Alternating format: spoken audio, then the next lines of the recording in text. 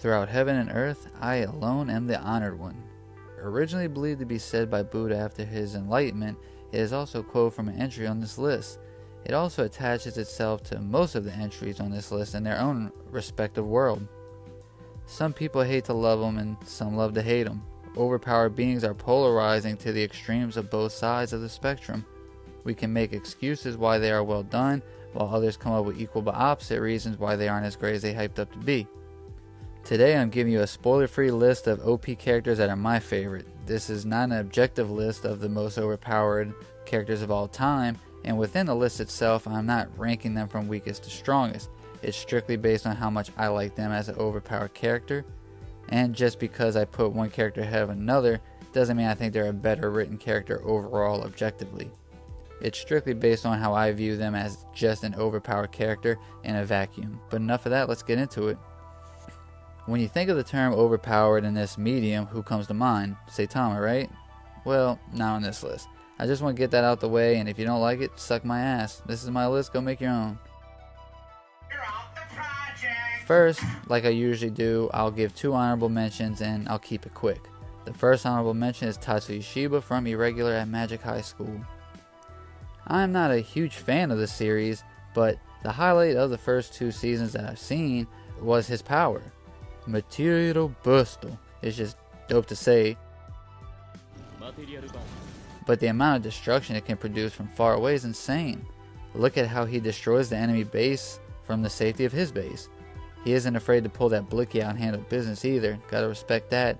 I mean, the man deletes trucks through walls, and if you think without his gun he's helpless, the dude will go straight hand to hand and, just disintegrate people. From the standpoint of being overpowered, Tatsuya deserves a mention at least. Second honorable mention, Sora and Shiro from No Game No Life. Ah yes, the overpowered protagonist from Isekai, which now seems to be a generic trope. This isn't the only entry on this list that fits that description either. Now, it might be a cop-out to put these two together, but they're an inseparable team. They operate based on each other's strengths and weaknesses. Both of them are OP in their own right, but where one may lack compared to the other's skill, those weak points are still above anyone else's regardless. I love them because of the premise that they aren't overpowered in some magical way. They just know how to win. Sometimes they cheat, or in a game of luck they weigh the possibilities of outcomes. Whatever it takes to increase their chances of winning, they'll do it. Now the actual list. Number 10. Remember how I talked about an overpowered isekai protagonist? Well, here he is at number 10, Seiya from Cautious Hero. The hero is overpowered but overly cautious. Here goes another OP generic MC from isekai. Some people may think he is an OP just because he doesn't fight unless he has Batman level of prep time, but just because he is overly cautious doesn't mean the power isn't there. He doesn't just beat an S-class world, he contends with the gods in the series as well. Every time a god teaches him a skill, he doesn't just learn it scary fast, but he becomes proficient at it and makes it his own, like with the shining arrow from the goddess of archery. With that overly cautious nature, he gives into his overpoweredness.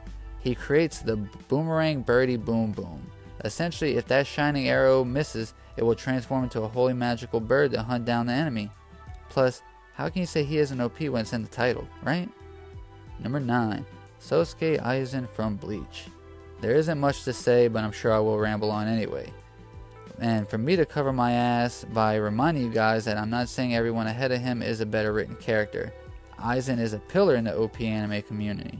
I mean, they can't kill him, so the only thing they can do is seal him by strapping dude to a chair, and he still scares the shit out of everyone. From his Zanpakuto Kyoka Sugetsu, which puts anyone who sees his Shikai fall under perfect hypnosis. The man is broken, there is no need for him to flush out his Bankai, and he's also a Kido master. Before he even evolves, he completely cooks Ichigo by stopping his OST by blocking his sword while Ichigo is in Bankai at that.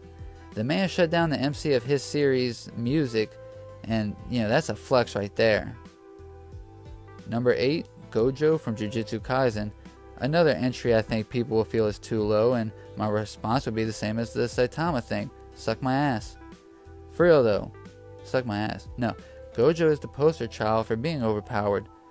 With the explosion of JJK, the hype is all too real behind the blue-eyed beauty. Initially, I would have thought Gojo was going to be higher on this list, and if it was an objective list, he would be way higher, definitely 1 or 2. From his curse technique to his domain expansion, and everything in between, Gojo's maxed out.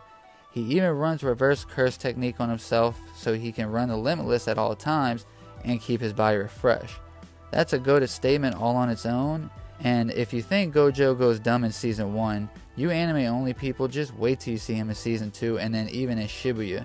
He makes special grades look like fodder. Number 7, Roy Mustang from Full Metal Alchemist Brotherhood, by the way, that's the only one I've seen. Mr. Firecrotch himself.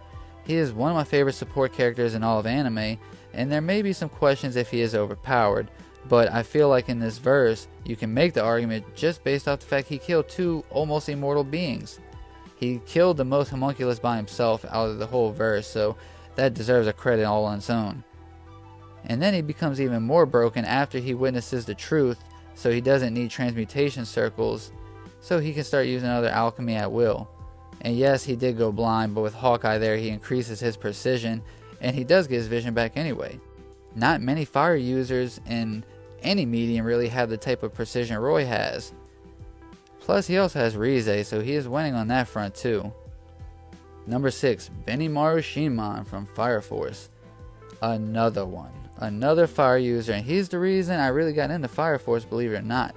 I thought it was pretty good, but when I saw him, I instantly fell in love with that character. He piqued my interest. I mean, he creates his own flames and manipulates other flames. By doing this, he can fly using his company's Matoi, that flag that they carry. He excels at all forms of combat and can create a 4-meter barrier that doesn't allow heat to pass through. Bennimaru uses a technique that basically allows his hands to chop through beings that are huge threats. He is the ultimate soldier in his universe, which gave him the nickname Asakusa's King of Destruction. He stands on his ideals, and his willingness to fight for them is admirable. I would love to share his most impressive fight, but I don't want to spoil anyone in case they're anime only, so let's move on. Number 5, Madara Uchiha from Naruto. I didn't realize how many fire users I had on this list at first, but what's different about Madara is his most powerful abilities aren't fire style. His Susanoo, eye prowess, taijutsu, summonings, Madara really does have it all. He's the pinnacle of shinobi in my eyes. Fuck Hashirama! Sorry, I am an Uchiha cuck, so I am a tad bit biased. Let's take a quick look at some of his feats. Drops not 1, but 2 meteorites on the Shinobi Alliance. Up to this point, the chaotic Shinra Tensei on the Elite Village was probably the closest feat for attack potency, excluding Tail Beast. He uses 25 wood clones, each with a Susanoo against the 5 Kage, which is insane, and this alone shall label him overpowered because the Susanoo was like the peak of Uchiha power by this point. Has Hashirama Sage mode and cells, becomes a 10-tails Jinchuriki, another broken thing. Solos the Shinobi Alliance with just taijutsu. He does later on use the fire style, but his taijutsu alone embarrasses them, and they are fighter characters to be fair, but it's still one of the most impressive ass beatings I've ever seen. Solos all the tail beasts after they are pulled out of Obito, controls the Nine Tails, and keeps it cladded in Susanoo armor when he was alive against Hashirama. He damn near put the entire world in a genjutsu, and if people want to say he almost lost to 8-Gate Guy, I would say rewatch it, because Guy had a lot of help to land those hits. If it was a true one-on-one, Guy would have lost early on by getting hit by that True Seeker orb. They had to ass pull him out to this story, and no, Itachi would not have done anything to him. I love Itachi, but the scaling isn't there to support. Number 4, Toji Fushiguro from Jujutsu Kaisen.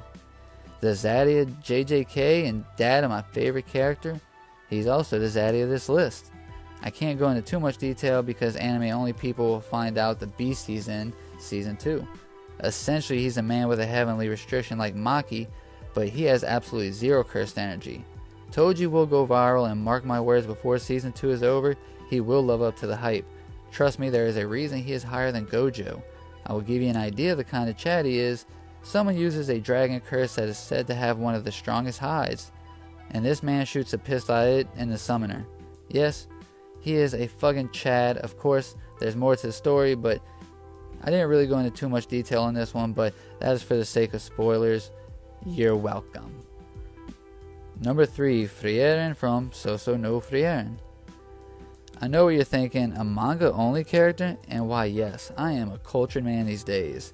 Now, Frieren is an adorable, wholesome, damn near immortal elf girl who is thousands of years old, so this is not creepy. Right? Even though she comes off as kind of aloof and childish, she's very wise, and when it comes down to battle strategy and killing demons, there's no one better. She is known for being the mage of the party that killed the demon lord. She now spends her time collecting all types of magic, no matter how ridiculous or trivial they may seem. Whether it's creating a flower bed, even though that one does have significance to her origin, or her gaining grimoires through menial tasks that teaches magic how to clean copper statues. Frieren walks around while limiting her own magical aura, which is something that a majority of mages don't do. Her application of magic is amazing. The only drawback is her activation time of a spell has a slight pause to it, but she knows how to work around that. There's countless battles where they hype up the enemy just for Frieren to slap them. She is one of my favorite female characters, as well as my third favorite overpowered character. Number 2, Gilgamesh from Fate. Specifically, I want to clarify the archer class of Gilgamesh. The caster one is dope too, but we are talking about this blind beauty here. The ultimate cocky character in all of anime and manga. My favorite servant, look at him sitting on his throne looking down on all of us peasants. He cucks his master in Fate Zero, and servants are supposed to be tools for the masters to win the grail, but Gilgamesh demands a level of respect from everyone. Gilgamesh is the king of kings and owns all the treasures in the world. This includes originals or prototypes of other servants' noble phantasm weapons. He can open up the gates of Babylon all around his opponent, entrapping them while firing noble phantasm strength weapons. He also has the chains of Enkidu, which is his one and only friend out of his life when he was alive, and these chains are made up to bind the gods. The stronger divine power his opponent has, the stronger the chains are. It is said that it's his greatest secret inside the gates of Babylon. Inside the gate of Babylon is also the sword of rupture named Ea. It is called an anti-world weapon, and it creates a rip in the space that extends from not only the earth but also to the sky and atmosphere. Gilgamesh also has a fucking spaceship, even though the dude's from Mesopotamia. They didn't even have cell phones back then. And number 1, jinwoo from Solo Leveling. A manga only entry at number 3 and now a webtoon entry at number 1 that's a manhwa. I never thought I'd see the day, but jinwoo is the reason why I decided to make this list. Since the anime is coming up, I don't want to give away too much about him. As a character, I love how they depict his rise in power.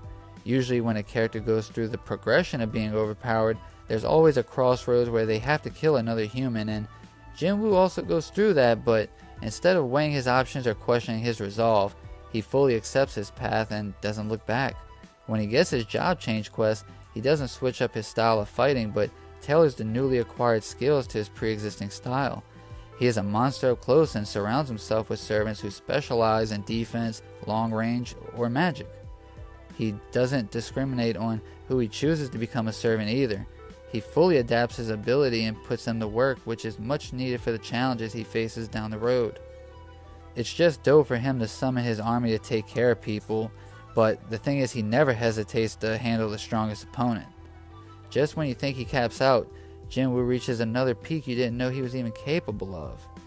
He's always looking for the next way to level up. Even when he's at the top of his game, he thinks about his levels. His weapons are dope, plus his physical stats are next level. All around he is my favorite OP character, and I'm really looking forward to the anime adaptation, but I am worried about those CGI shadows. That is cause for concern. Oh yeah, and his love interest Chai? Yeah, she would be real high on another list if you know what I mean. That's the list. Don't forget to drop a like if you enjoyed the video and subscribe while you're here. You made it this far, might as well just headbutt that sub button. Thanks for checking out the list. Drop your favorite OP characters in the comments section or critique mine. I don't give a shit. Till next time, stay normie, stay weeb, shit even in between is fine. Till next time, peace.